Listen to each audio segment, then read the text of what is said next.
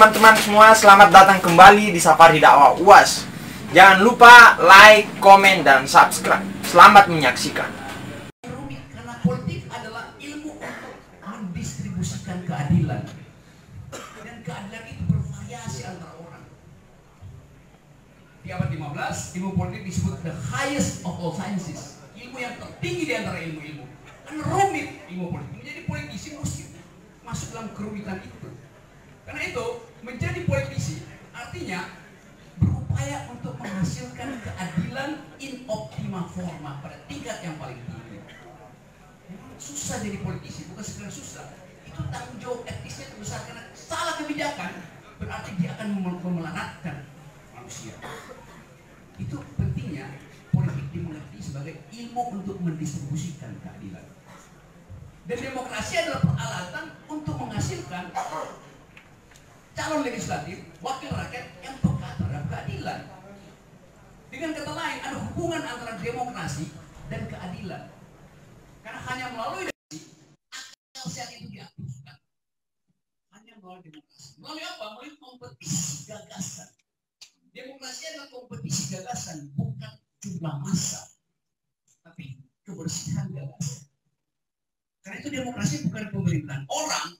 Demokrasi adalah pemerintahan akal melalui pemerintahan orang. The government of reason through the government by the people. Jadi kalau tidak cukup akal, jangan.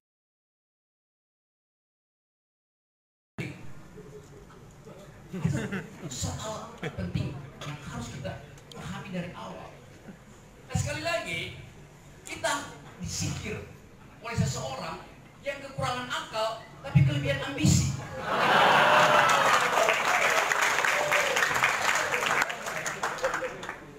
Dulu beliau terpilih 4 tahun yang lalu, terpilih karena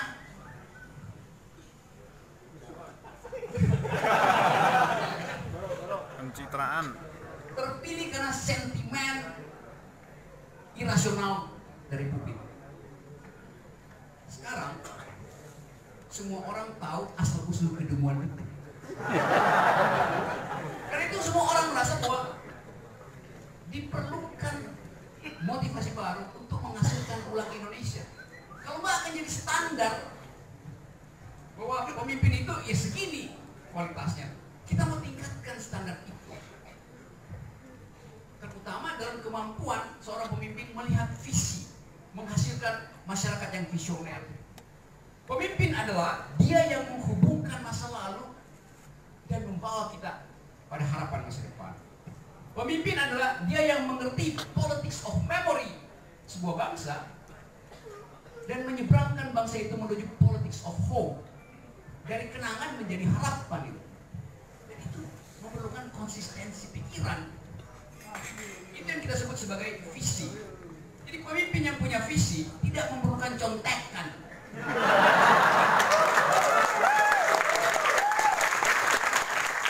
Karena visi adalah apa yang melekat pada akal sehatnya. Dan gak mungkin visi itu hilang kalau dia ada dalam akal. Kalau contekan di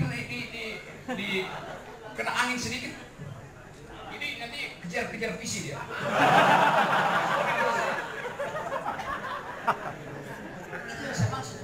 Pemimpin dia harus punya visi yang jauh ke depan.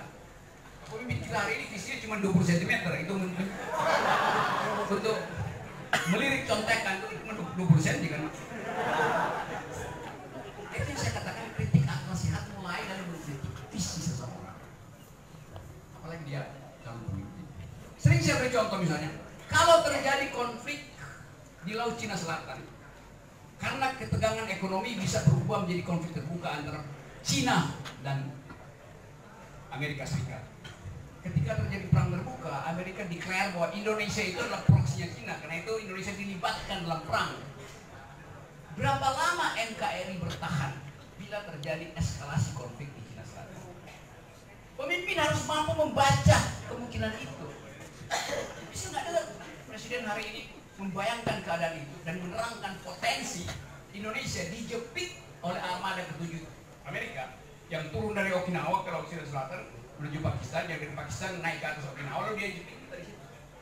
Berapa lama kita bisa bertahan? Dalam kalkulasi intelijen, kita hanya mampu bertahan 14 jam. Kenapa? Karena itu adalah jalur strategis energi kita. Makanan, bahan pangan kita import lewat jalur Cina Selatan. Energi kita import lewat Cina Selatan. Obat-obatan kita import dari Cina Selatan. Jadi kalau 14 jam kita tidak dapat supply energi, BBM masih lewat situ. Pangan kita masih kita impor, ikan asin pun kita masih impor. Serius. Obat-obatan kita impor dari situ. Dalam 14 jam NKRI yang disebut harga mati benar-benar mati. Karena kita bangsa importir. Jadi jangan sekedar nggak mungkin NKRI mati. Bikin kalkulasi akal sehat. Kita tidak mungkin mati kalau kita bukan bangsa importir. Bawang putih kita tergantung Vietnam, kedelai kita tergantung Amerika, obat-obatan kita tergantung lewat fasilitas Cina Selatan karena kita belum bisa produksi antibiotik. Jadi Anda bayangkan kalau terjadi eskalasi di Cina Selatan, berapa banyak rahim yang akan keguguran karena tidak ada antibiotik. Rahim perempuan yang seharusnya menghasilkan generasi milenial mengalami kontraksi, lalu luka, infeksi, tidak ada antibiotik karena antibiotiknya kita impor. Tapi kekuasaan bilang kami udah bikin jalan tol untuk memudahkan misalnya emak-emak yang lagi ingin melahirkan supaya cepat nyampe ke jalan tol. Logikanya begitu.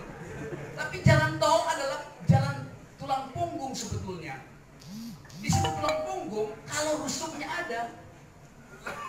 Tapi jalan desa kita yang dibangga-banggakan 191 km itu rusak semua, jalan kabupaten rusak semua. Tadi kita lewat jalan.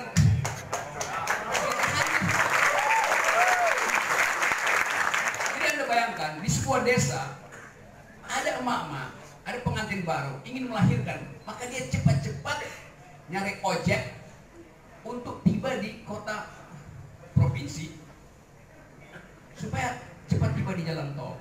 Tapi jalan desanya hancur. Maka begitu dia tiba di pinggir jalan tol, dia keguguran. Jadi logikanya apa jalan tol itu? Tugas pemerintah adalah mengupayakan supaya infrastruktur itu terhubung satu dengan yang lain. Bukan sekedar jalan tol yang dipakai untuk kepentingan bisnis 3-4 orang. Tapi anehnya ada rakyat yang bilang ya kan bagus, kita udah ada jalan tol, ya bagus memang. Tapi kalau ditanya Anda punya mobil nggak? Nggak, saya cuma punya motor. Jadi Anda lihat bagaimana pembohongan itu terjadi. Bahkan orang yang nggak pernah mungkin lewat jalan tol karena cuma punya motor yang belum lunas juga, uji fungsi jalan tol. Ya bukan diserah.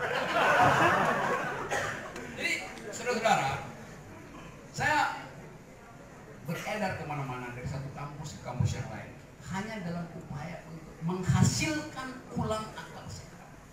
Saya ucapkan menghasilkan ulang karena kita pernah punya akal sehat yang berlebih di Republik ini. Semua pendiri bangsa kita adalah orang yang gemar bertengkar, gemar untuk berdebat, gemar untuk berargumen. Konstitusi kita, rapat-rapat politik awal ditentukan oleh kecerdasan berargumen. Apakah mereka kaum yang sekolah sampai universitas? Enggak, sebagian besar mereka bahkan tidak lulus SMA. Tapi mereka saling tukar-menukar buku untuk membaca argumentasi. Belajar otodidak dalam satu komunitas yang disebut diskusi antar tokoh di awal Republik. Tukar-menukar referensi. Kalau Bung Karno nggak ngerti hubungan antara demokrasi dan Islam, dia pinjam bukunya Muhammad Nasir, walaupun Muhammad Nasir adalah teman debatnya. Fair, dia bilang, kita besok mau berdebat, Anda pasti lebih paham, pinjamkan saya dulu bukunya, supaya debatnya fair nanti.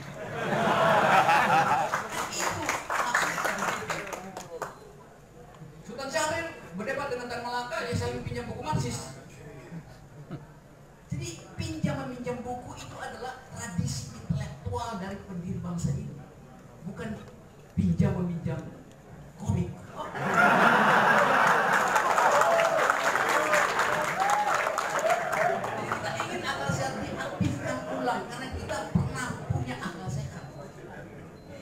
itu yang ingin kita pamerkan ke dunia luar, dunia internasional. Dulu dunia internasional itu takut melihat Indonesia tampil di depan forum PBB. Bung Karno pidato berapi-api di PBB dan nggak ada yang berani bantah dia karena logikanya kuat. Sultan Syahrir datang untuk membela kemerdekaan Indonesia juga dengan argumentasi yang kuat. Gus Dur datang di situ, SBY datang di situ. Ada 2 presiden dari jas merah yang nggak bisa nongol di forum internasional.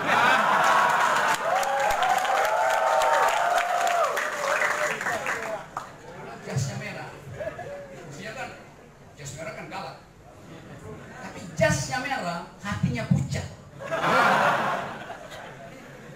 Gugup dan gagap untuk berhadapan dalam diplomasi internasional. Dan itu yang terjadi hari ini. Bahkan kepemimpinan kita di ASEAN pun nggak dianggap apa-apa sama negara-negara ASEAN, apalagi di tingkat dunia. Oke, segala macam. Barusan kita bikin blunder dalam perang diplomasi, kita dipecundangi oleh Mahathir yang umurnya 96 tahun. Karena Presiden Jokowi klaim bahwa itu adalah hasil negosiasi dengan pemerintah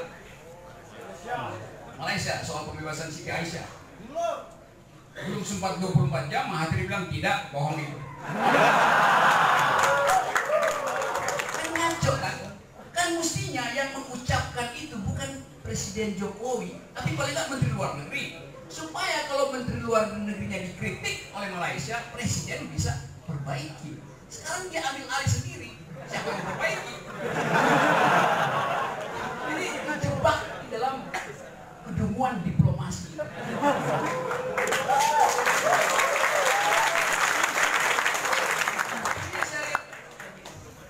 Koreksi diberikan oleh siapa? Akhirnya diberikan oleh Dirjen Administrasi Umum Dep.Hukam. Jadi koreksi presiden dikoreksi oleh Dirjen. Balik-balik kan usia presiden mengkoreksi menteri, menteri mengkoreksi Dirjen. Sekarang berbalik-balik. Kenapa terbalik-balik? Ya akalnya juga terbalik-balik. Jadi, saudara-saudara sekalian, kita ada di kampus. Kampus itu, DNA kampus adalah kritisisme. DNA dari kampus adalah argumen. Argumen adalah mata uang di dalam transaksi pengetahuan di kampus. Kalau saya mau jual beli, saya pakai mata uang yang namanya dolar. Karena rupiah udah nggak ada harganya sekarang. Kita pakai dolar, itu transaksi dagang. Dalam transaksi romance, mata uangnya namanya PHP, cinta, bujuk rayu, itu mata uang dalam transaksi romance. Tapi dalam transaksi pengetahuan, mata uangnya adalah argumen. So argument is the currency of thought. Argumen adalah mata uang pikiran, dan kita hanya tukar tambah pikiran di ruang semacam ini, ruang akademis. Karena itu saya mendorong terus supaya caleg, calon presiden, calon bupati, calon wali kota datang mengajukan proposal di kampus supaya diuji melalui transaksi argumen.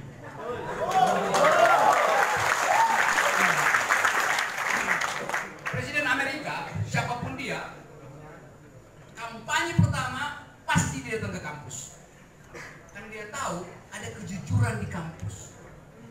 Gak ada Presiden Amerika kampanye di atas panggung dangdut.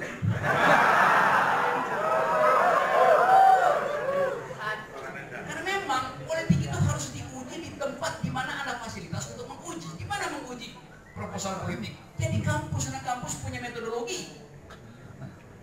Jadi aneh misalnya kalau KPU melarang kampanye di kampus, itu artinya dia ingin agar supaya proposal politik tidak diuji oleh akal sehat. Terbalik-balik kan? Justru dia harus datang di sini supaya diuji. Nah, itu juga tugas Bawaslu sebetulnya adalah memeriksa siapa kandidat yang berakal sehat, artinya dia mempergunakan argumen dalam kampanye, dan siapa yang sekedar mempergunakan sentimen. Yang mesti ditegur yang mempergunakan sentimen, bukannya menegur jari. Jadi Bawasri, Badan Pengawas Jari. Kita ingin agar supaya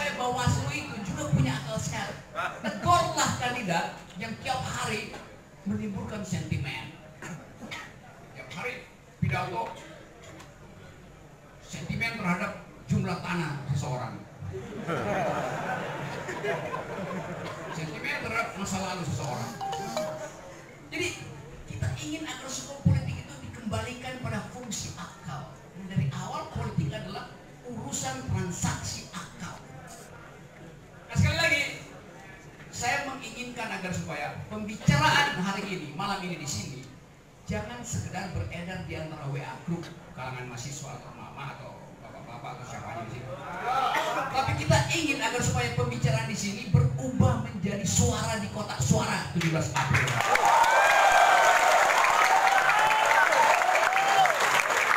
Itu apa yang diperlukan? Kita perlukan adalah pembicaraan di sini, argumentasi di sini juga tiba di pos-ronda di desa-desa supaya jadi pembicaraan publik. Pikiran di sini harus tiba di warung-warung kopi supaya jadi pembicaraan di antara supir ojek misalnya. Yang kita diskusikan di sini juga harus tiba jadi pembicaraan mantan pacar Anda, selingkuhan Anda, supaya dia jadi lingkaran akal sehat. Udah lupain aja dulu kesalahan karena nggak bisa move on. Jadi kita upayakan agar supaya politik akal sehat itu berubah menjadi surat suara di kotak suara nanti. Itu baru bisa kita beri nama bahwa kita berhasil melakukan perubahan politik.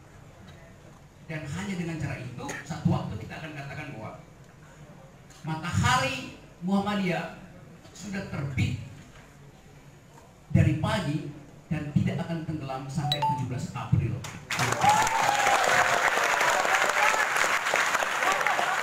Itulah matahari akal sehat. Terima kasih. Baik, tepuk tangan untuk Bapak Rocky Gerung.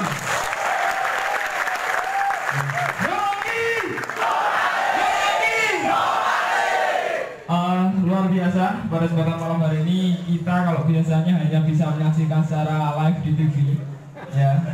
Ini adalah kesempatan yang luar biasa di malam hari ini. Tentunya kita akan buka diskusi, ya, 2 pertanyaan untuk 2 sesi.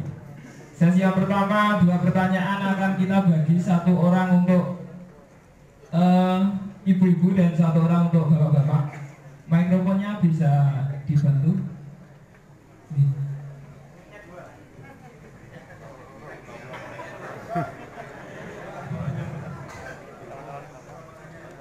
Dua penanya, 1 ibu-ibu dan 1 bapak-bapak. Yang ibu-ibu dulu, orang. Yang ibu-ibu dulu. Ibu-ibu dulu. Mak. Oh iya, masih.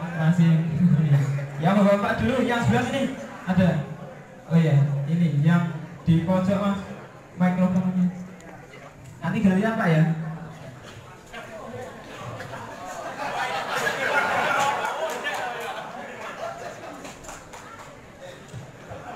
Silakan pertanyaannya yang simpel dan cepat. Selamat siang. Ini langsung saja ya Bung Lengger. Jadi gini, selama ini kan ada keliling kemana-mana mengkampanyekan akal sehat. Nah, cuma masalahnya saya sering dengar kata kehilangan akal, kehabisan akal, dan segala macam. Nah, kalau kita sampai ke titik itu nanti terus gimana kelanjutannya akal sehat ini? Karena ada kalanya kita terbentur, terus kita nggak tahu lagi buat apa. Di situ ada kata-kata kehabisan akal, kehilangan akal. Nah, kelanjutan akal sehat itu nanti gimana? Terima kasih. Pertanyaannya akal-akalan nih.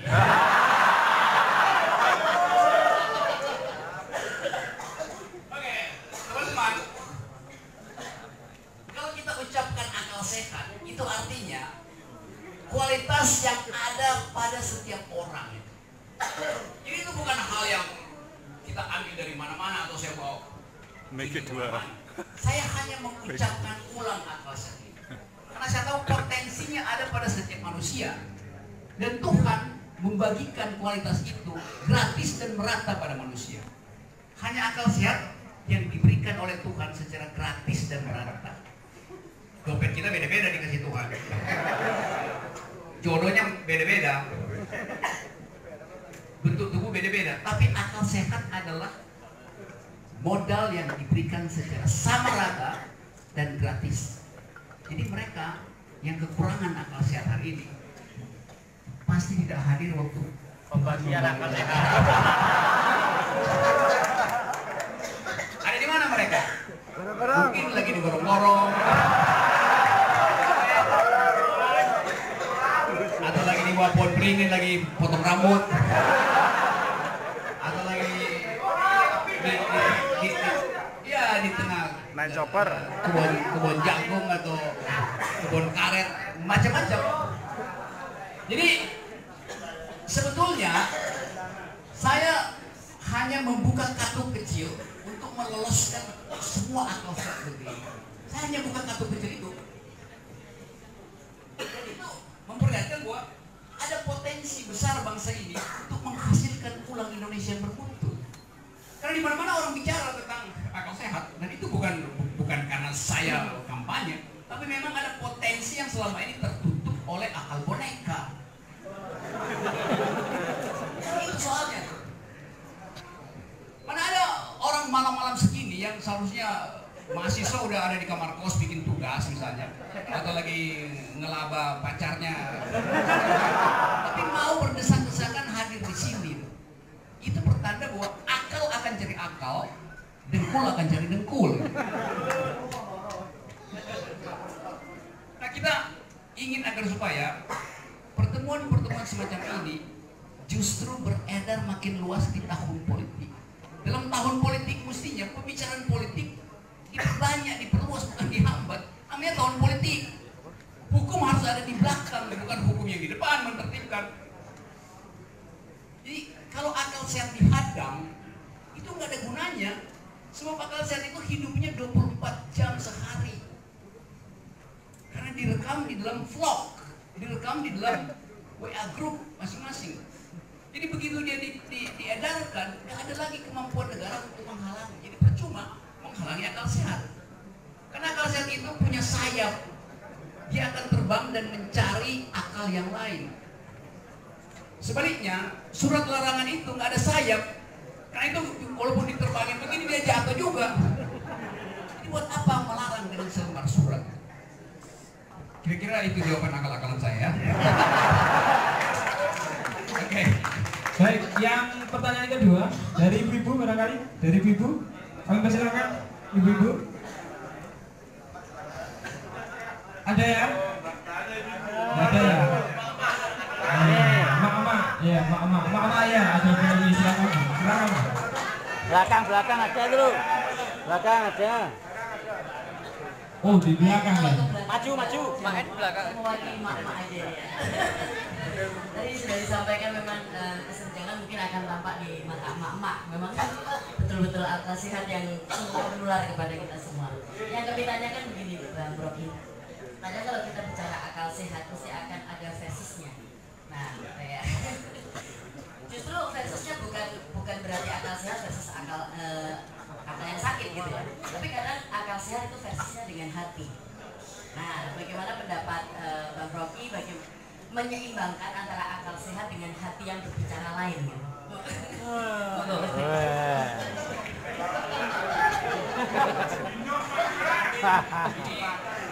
Kenapa pertanyaan itu nggak WA saya aja?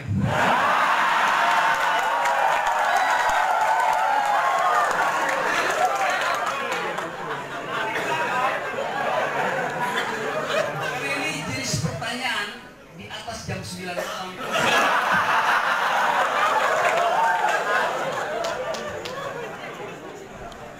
Oke ya.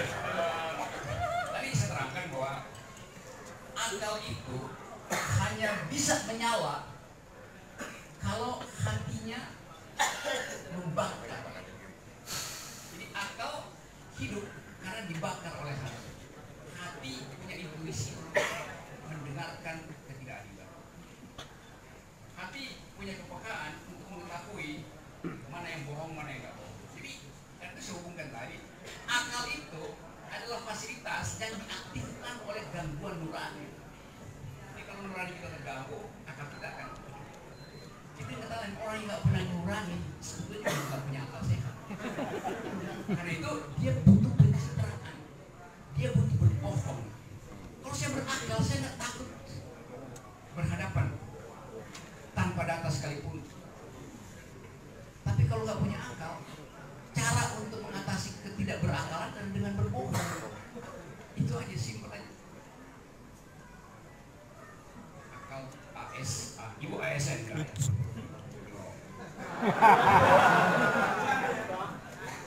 ASN itu apa ya? Yang gaji siapa? ASN itu akal sakit ngaciro.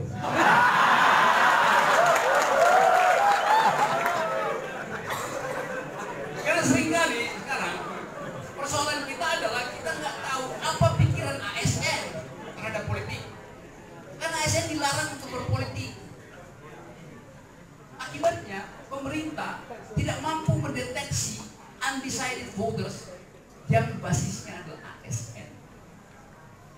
ASN itu status administrasi selama 8 jam saja. Selama dia kerja, dia ASN. Setelah itu dia pasti berpolitik. Kalau ada seorang pegawai negeri pulang jam 4 sampai rumah jam 5, ditunggu oleh anaknya. Anaknya bertanya, "Ibu, kita bisa liburan nggak minggu depan?" Ibunya bilang, "Tunggu ayah kamu pulang. Kita diskusikan di meja makan. Karena kita mesti atur tabungan hari ini untuk bayar BPJS, listrik, dan seterusnya." Maka begitu si ayah pulang, selesai maghrib, bercakap-cakaplah si ayah, si ibu, dan si anak tentang kemungkinan dia liburan minggu depan. Pembicaraan itu adalah pembicaraan politik karena menyangkut anggaran yang tidak cukup.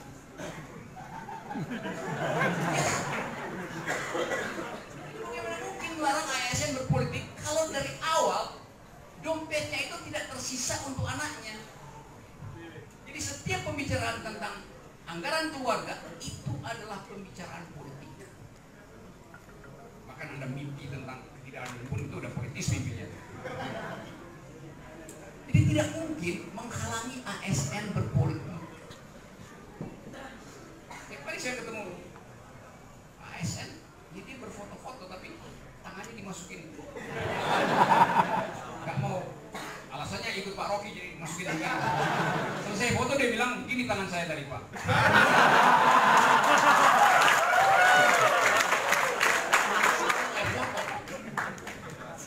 Jadi keterangannya begini, di dalam kondisi di mana segala sesuatu diawasi, maka orang akan berbohong, tidak akan jujur. Nah, suara semacam inilah yang sekarang disebut undecided voters. Suara purnawirawan, suara ASN, segala macam, bahkan suara BUMN. Ya. Tadi baru ada berita salah seorang tokoh muda pengurus Golkar, Erwin Aksa, resmi menyatakan mendukung 02, padahal dia Golkar.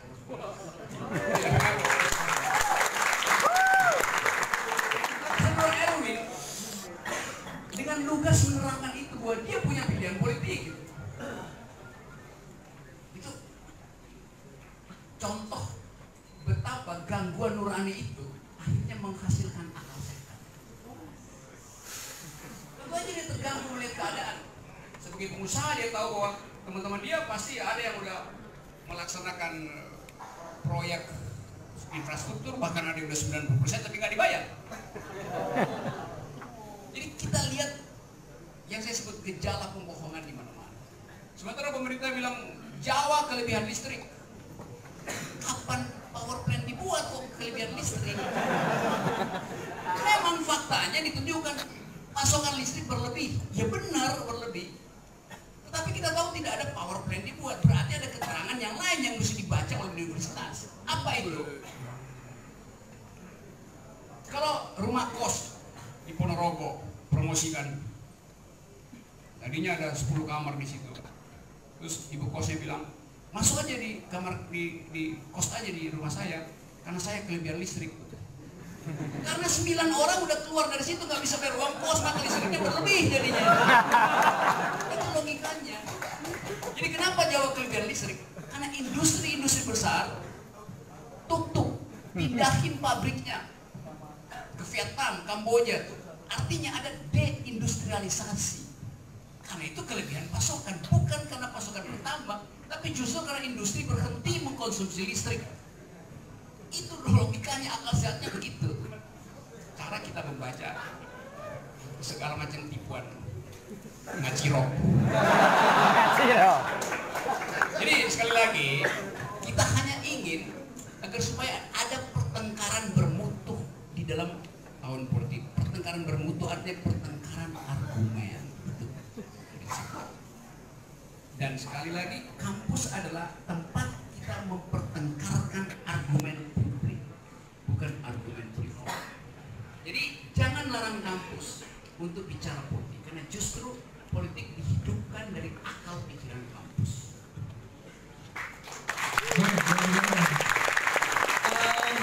Sesi yang kedua, sebelah sini saya kira. Sebelah sini, silakan Mas. Oh iya. Oh iya, bapaknya aja.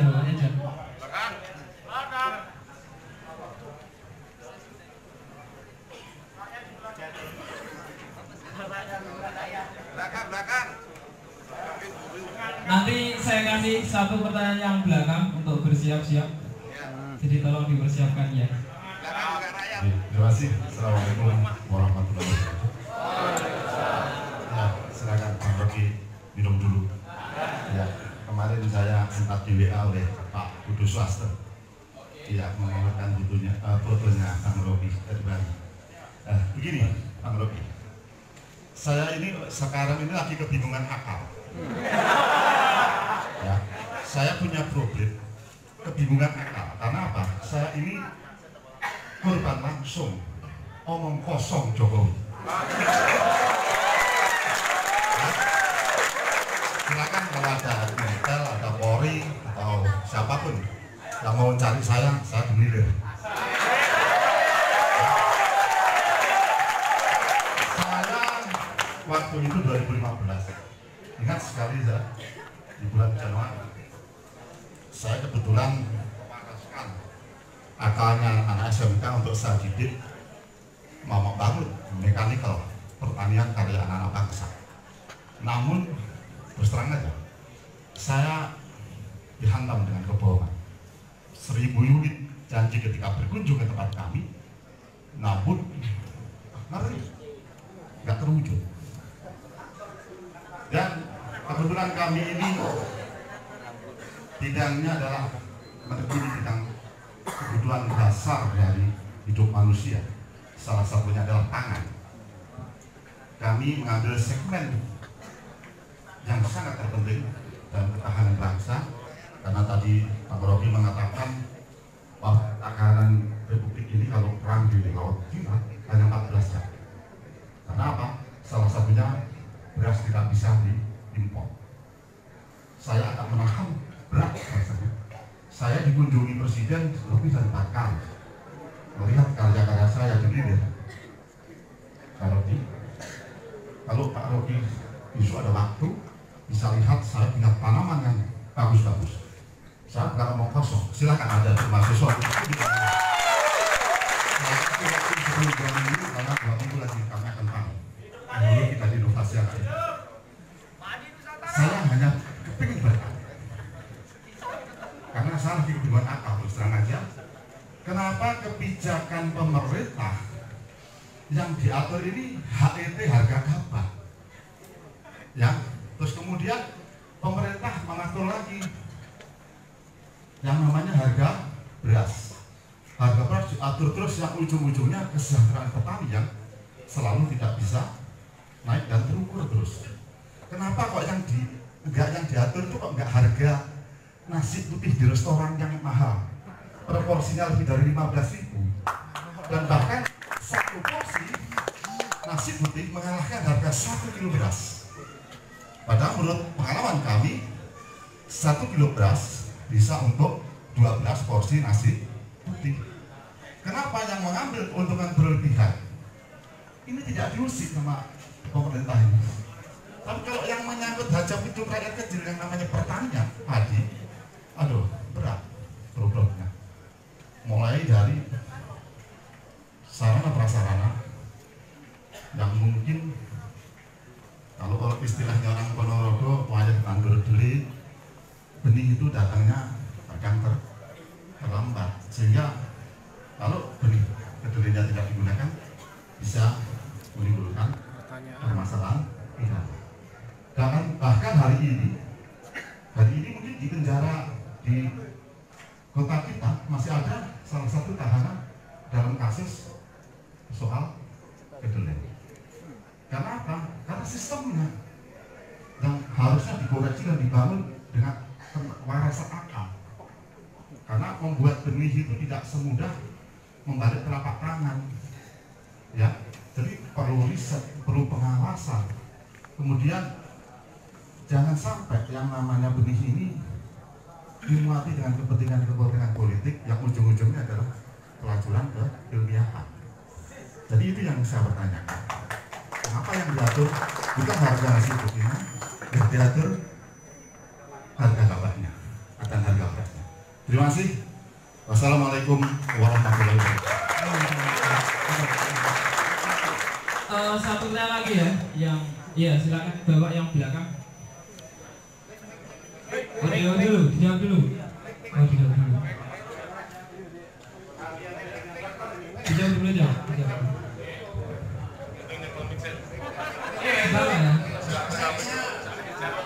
Mengerti sekali problem itu, dan problem yang biasa disebut sebagai problem kartel.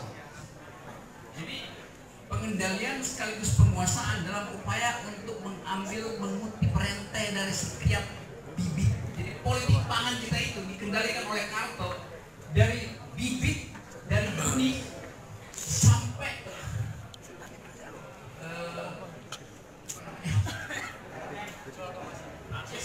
sampai produk akhirnya. Bahkan itu satu proses yang disebut kartelisasi. Pemerintah tahu itu, tetapi pemerintah butuh itu karena dari situlah sumber dana politik. Setiap butir beras yang diimpor itu ada harga politiknya. Sama seperti soal infrastruktur, dibikin jalan tol layang yang seharusnya ya 5 meter cukup, tapi dibikin 7 meter. Kenapa? Karena 2 meter itu adalah markup. Semakin banyak semen, semakin banyak diambil selisih harganya. Demikian juga dalam soal pangan. Jadi ini satu paket korupsi yang memang dipelihara oleh kekuasaan. Karena itu partai politik akan berebut untuk masuk di dalam persaingan memperoleh status Menteri Pertanian itu, apa namanya, izin impor segala macam. Menteri Perdagangan berkelahi dengan Menteri Pertanian, dia nggak berkelahi sebetulnya, dia berebut rente, namanya dia berebut rente.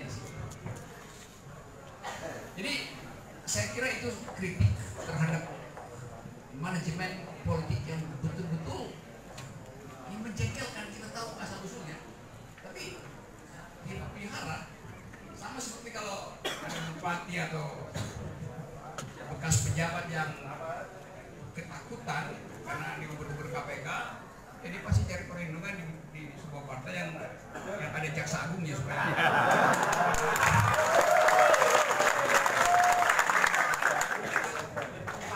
yang mencari pas ya.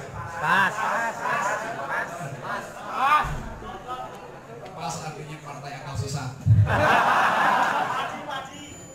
Partai yang itu ya. Jadi sekali lagi perubahan politik diharuskan. Jadi kita harus ambil resiko untuk melakukan perubahan politik supaya kartelnya berhenti. Supaya dalam satu generasi ke depan politik betul-betul diselenggarakan dalam jalan yang lurus dan bersih. Karena yang kita upayakan sekarang bukan sekedar menghasilkan perubahan di 2019, tapi memastikan bahwa dari 2019 ke 2024 itu adalah jalan politik bersih bagi milenial. bisa jawab secara umum karena soal yang sangat teknis itu. Betul-betul tidak ada proteksi pada mereka yang menghasilkan inovasi dari awal. Menjengkelkan. Kita bisa bikin perbandingan dengan cara Jepang memproteksi petaninya. Gimana bibit kita, kalau kita belajar sedikit political ekonomi dari soal tanaman itu, misalnya kalau kita beli bibit import, di dalam bibit itu sudah diselundupkan hama supaya nanti kita beli obat hamanya juga tuh. Itu permainan kartel internasional juga begitu. Dalam setiap bibit pasti di dalamnya ada potensi hama, dan itu kerjasama antara industri benih dan industri pestisida. Itu biasa. Soal semacam sama seperti industri yang lain juga itu ahli penyakit jantung pasti kerjasama dengan perusahaan tembakau supaya terus-menerus bisa laku obat jantungnya. Jadi itu yang kita sebut sebagai kartel di dalam politik pangan itu. Terima kasih Pak, mengingatkan ulang tentang potensi rusaknya bangsa ini karena politik kartel. Ya. Baik, terakhir Bapak yang belakangan. Ya, terima kasih Bang Rocky. Pertanyaan saya sederhana sekali. Jika Allah menakdirkan calon presiden nomor 2 itu menjadi presiden, apakah Bang Rocky masih akan mengkampanyekan akal sehat? Itu yang pertama. Kemudian yang kedua, apa yang akan dilakukan oleh Bang Rocky jika calon presiden nomor 2 itu benar-benar menjadi presiden? 10 hari pertama. Kemudian yang ketiga, yang terakhir, Bang Rocky sering sekali menyatakan tentang kedunguan. Sajane bedane dungu karo bodoh kok betul Bang Rocky. Terima kasih.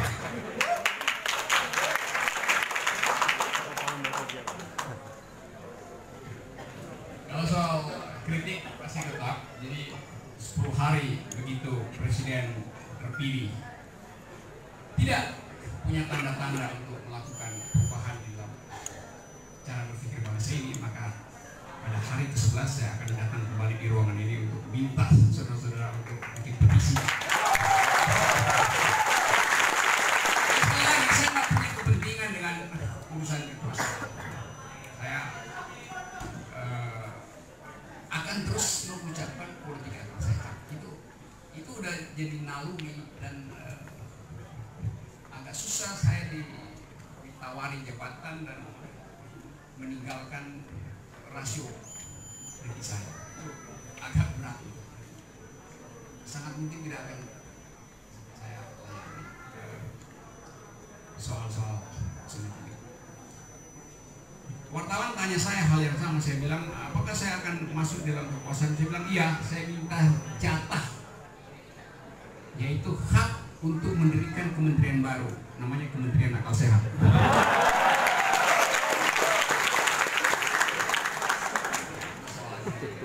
Nah soal dungu, dari awal saya sudah terangkan bahwa saya mengucapkan kata dungu itu bukan pada manusianya, tapi pada mode of reasoning, pada metode penalaran seseorang.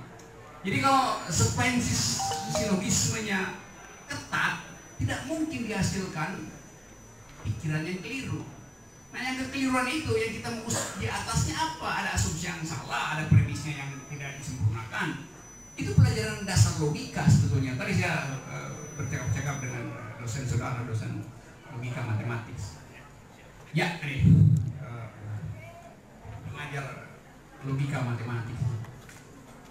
Ada prinsip bahwa di dalam bahasa Inggris bunyinya begini. Many times we must reason without knowing whether our facts are true, but we do want our reasoning to be correct. Itu prinsip logikanya. Perjamannya kira-kira seringkali kita nggak tahu apakah fakta yang disodorkan pada kita itu benar apa salah.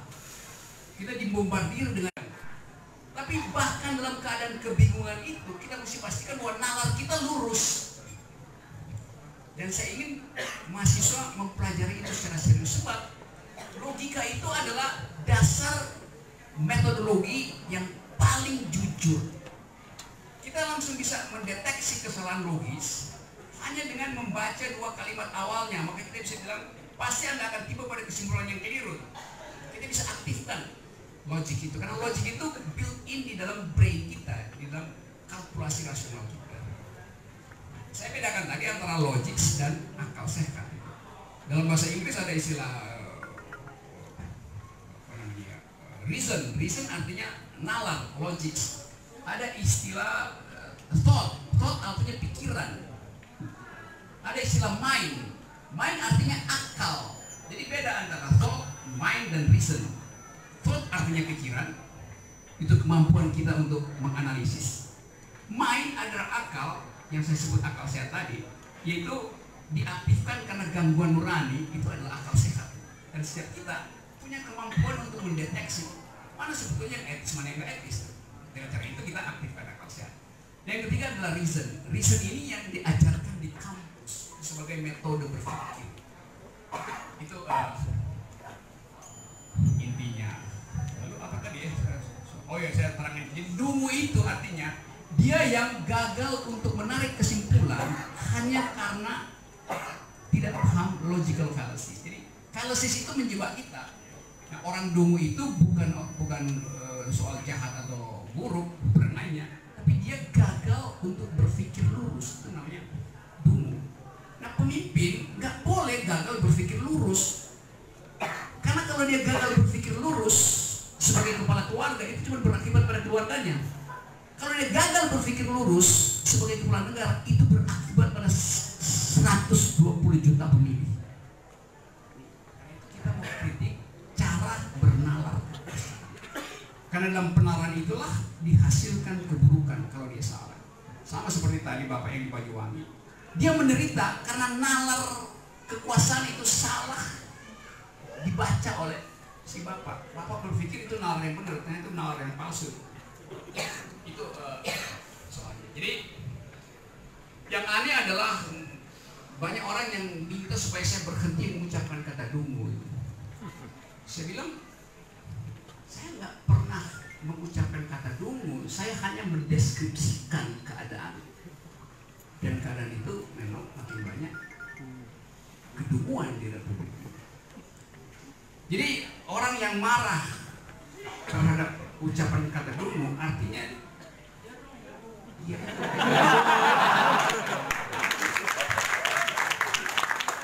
Itu di Aceh saya katakan dungu adalah kata yang kini dimusuhi oleh pemiliknya sendiri. Jadi itu teman-teman, saya pikir kita selesaikan malam ini, dan saya selalu percaya bahwa di dalam pertemuan semacam ini ada kegembiraan, ada wajah gembira keluar dari aura saudara-saudara. Nah, orang yang gembira itu biasanya karena dia percaya bahwa akalnya akan menuntun dia dalam mengambil keputusan politik. Ada wajah yang marah-marah terus, walaupun diklaim elektabilitasnya tinggi, tapi masih marah-marah tuh. Ada pemalsuan di dalam data. Nah, yang terakhir saya ingin menghimbau teman-teman akademisi di sini, para mahasiswa.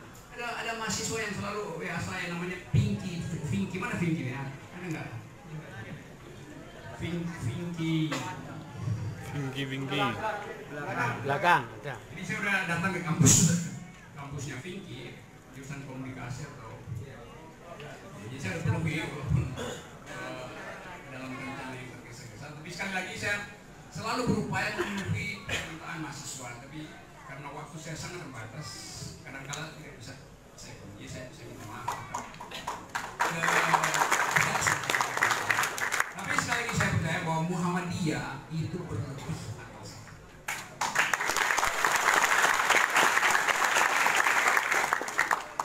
Sangatlah beradab kalau mereka yang berlebih akal sehat membagi pada mereka yang kurang akal. Terima kasih dan selamat malam. Baik, teman-teman. Yo, I ain't here for the money, I ain't